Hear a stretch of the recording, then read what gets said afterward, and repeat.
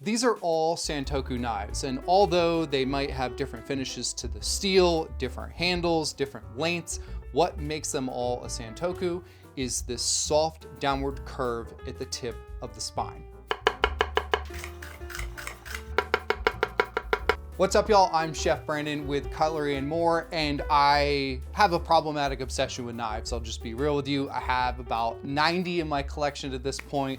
So let's dive right in. In Japanese, Santoku means 3 uses or 3 virtues, meaning that it can slice, dice, and mince, and it's also good for meat, fish, and vegetables. Basically, they are multi-purpose knives that are good for any style of cuisine. So we can all thank Rachel Ray for making Santoku knives so popular, because in her first show back in the 2000s, she was using a Wusthof Grand Prix, which is very similar to this, but with the black handle. And people went nuts because they finally saw a knife that could be used in so many ways in your kitchen that was much smaller than your traditional 8 to 10 inch chef's knife. And the funny thing is, Wusthof didn't even sponsor her, but she loved the knife so much, she talked about it a lot, and people went nuts over it, and Wusthof couldn't even keep up with the demand with the amount of people that wanted to get themselves a Santoku.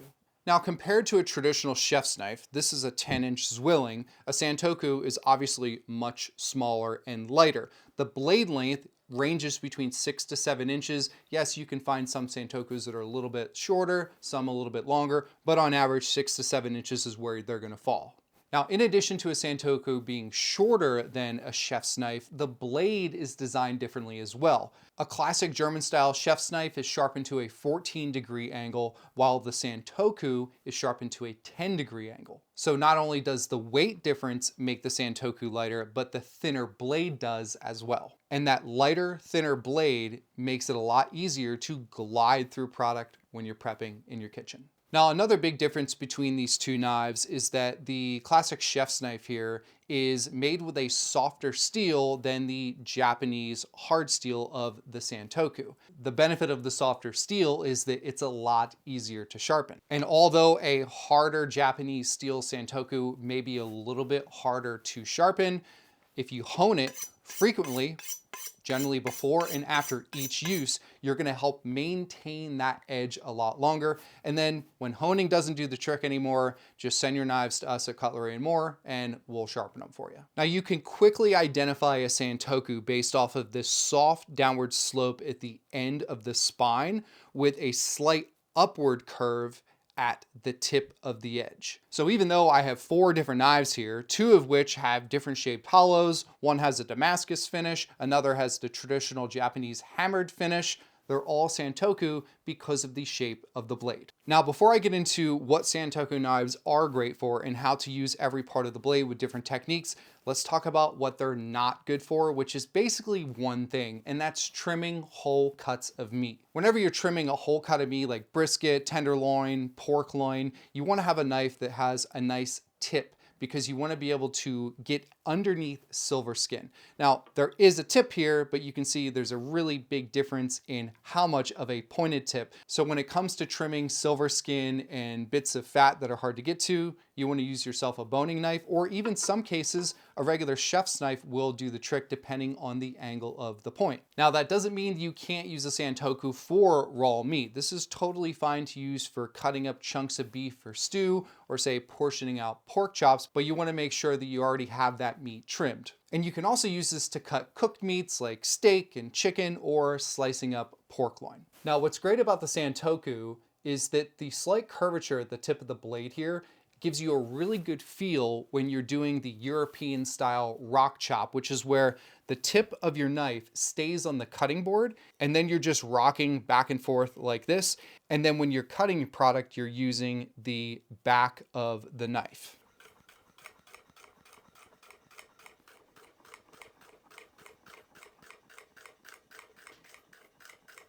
The next 2 techniques that a Santoku is good for would be the push or the tap chop. So the push chop, you can go a little bit slower, take your time, and you're basically pushing into the product like this.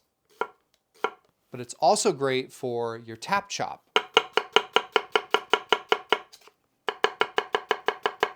So depending on your skill set and comfort with a knife, you can do either of these easily with the Santoku. So far we've used the back, we've used the mid, and now let's use the tip of the Santoku. Now compared to this Zwilling Pro chef's knife, which is an amazing knife by the way, but when you're on the tip like this, you get a lot less contact with the cutting board. So when you're using the very tip, not only are you going to have to angle your wrist up significantly higher, but you're also not going to have as much contact area with the cutting board, so you might have pieces of, say, your mushroom that aren't cut all the way through.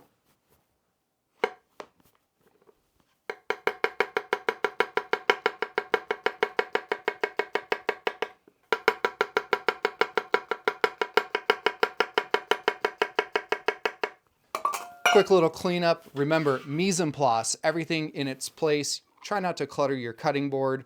So not only is it safer when you're cooking and prepping, but also now you have all of your product ready to grab in its container, which makes it a lot easier when it's time to fire. Last but not least, mincing, or the cross chop, which is where you pinch the base of the blade, you pinch the tip of the spine, and you either rock back and forth in a seesaw motion, or you do a pivot. So a quick tip when it comes to mincing fresh herbs like parsley or cilantro, what you want to do is bunch it up and then just do a couple real rough chops like this, and you can see that the height already dropped by half. And now that the product is closer to the cutting board, you're not going to have to worry about lifting your knife way up in the air. And all you have to do is pivot your blade as you go up and down.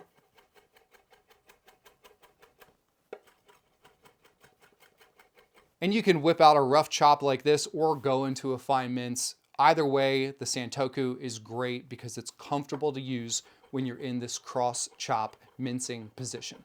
So overall, a Santoku knife is incredibly versatile and can be used for most things in your home kitchen, and is definitely a beast if you're prepping vegetables in a commercial kitchen for hours at a time. Now, if you're looking for a classic Santoku, you can't go wrong with the Wusthof with the hollows on the side, which minimize really wet produce from sticking to the edge like cucumbers, tomatoes, or potatoes. But if you're looking to up your Santoku game or add a really nice knife to your collection, I would check out the Enso that has the hammered Japanese finish, or you can take it to a whole other level, which is the Zwilling Tanrei, which has the Damascus finish and is just, I mean, it's stunning. And look at that handle. Whew, love it. All right, folks, that wraps up Santoku Knives. Thanks so much for tuning in. Let me know in the comments what your favorite Santoku knife is and which knife you'd like to see us cover next. Take care.